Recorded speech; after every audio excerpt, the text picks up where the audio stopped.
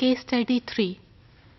मैं आपके सामने 3 सिचुएशंस रखूंगी और आपने बताना है कि आप किस सिचुएशन में परमिशन ग्रांट कर सकते हैं। The first situation is that the normal fertile couples undergo in vitro fertilisation.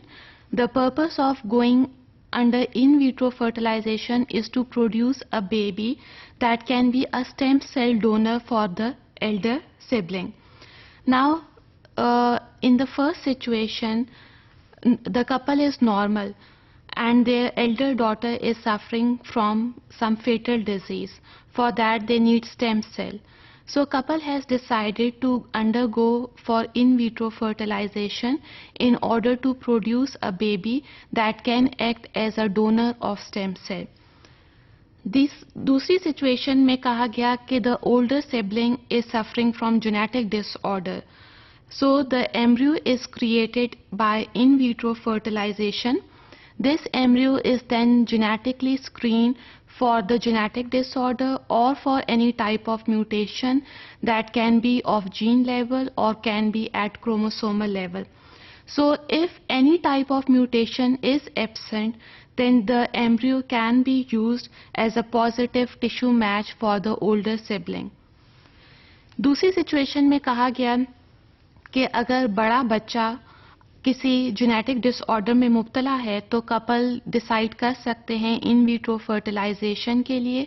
The purpose is to produce embryo in vitro and that embryo is then screen for genetic disorder.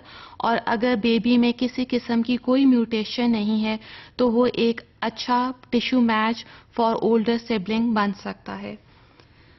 Third situation is that the patient or the older sibling is suffering from fatal disease, but the disease is not a genetic disorder. However, due to that fatal disease, the treatment requires the stem cell donor. So in this case, again the in vitro embryo is selected slowly as a tissue match. So तीसरी condition ये थी कि अगर older sibling यानी कि आपका बड़ा बच्चा जेनेटिक डिसऑर्डर में मुब्तला नहीं है लेकिन ऐसी खौफनाक बीमारी में मुब्तला है जिसमें स्टेम सेल डोनर रिक्वायर्ड है, then you can decide for in vitro fertilization. यहाँ पे एम्ब्रियो इन विट्रो बनाया जाता है और अगर embryo positive tissue match show करे then it can be the only chance for treating the older sibling. अब आप किस सिचुएशन में परमिशन ग्रांट करेंगे? क्या पहली सिचुएशन में जिसमें बच्चा यानी कि बड़ा बच्चा जेनेटिक डिसऑर्डर में मुब्तला नहीं था लेकिन इन विट्रो फर्टिलाइजेशन के ज़रिए एक ऐसा बेबी प्रोड्यूस किया जिसमें स्टेम सेल डोनर के तौर पे उस ओल्डर सिबलिंग जो कि फेटल डिजीज से मुब्तला था, that stem cell can helps in the treatment of the older sibling.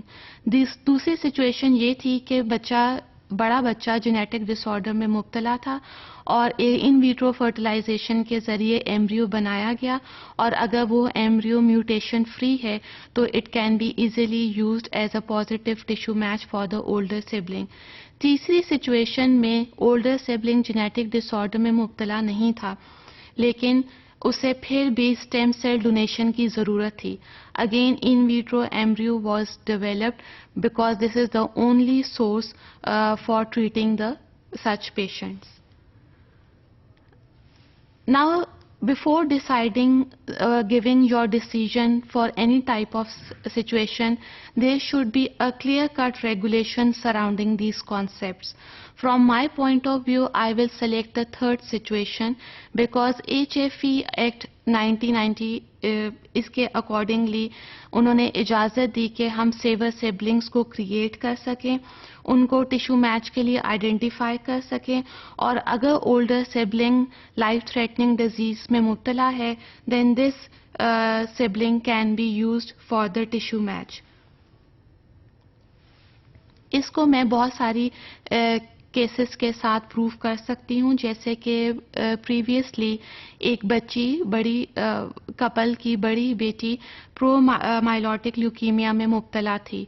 उसको ट्रीट करने के लिए उसकी बहन एना ने एक ऐसा एम्ब्रियो सिलेक्ट किया that provide umbilical cord stem cell in order to treat her elder sister.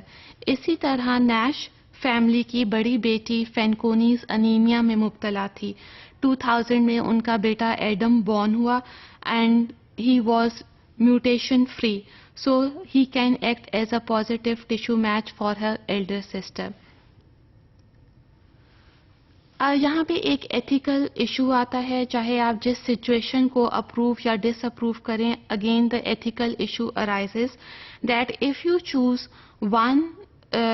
one of your children to save the life of an other, are you being a good mother or a very bad one?